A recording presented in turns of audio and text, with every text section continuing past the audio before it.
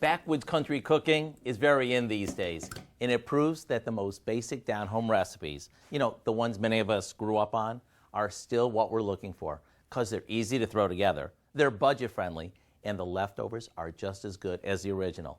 Well, let's take a look at what we can do with a few basics. We cook some pasta according to the package directions, and we drain it.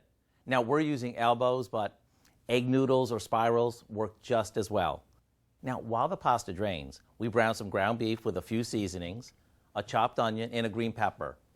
Now, once that's cooked, we toss that mixture into the same pot along with a couple cans of tomato soup, a can of creamed corn, and a generous amount of cheese. Now we add the cooked pasta, give it a good mix, and into a casserole dish it goes.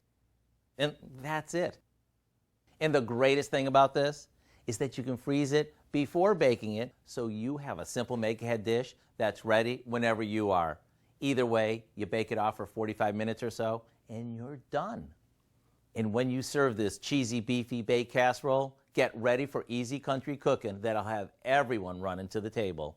Yep, the recipe for Hillbilly Pasta Bake is online now, so you can whip up an all-in-one casserole in a laid-back style. I'm Howard in the Mr. Food Test Kitchen, where every day we're looking for an easier way to say, ooh, it's so good.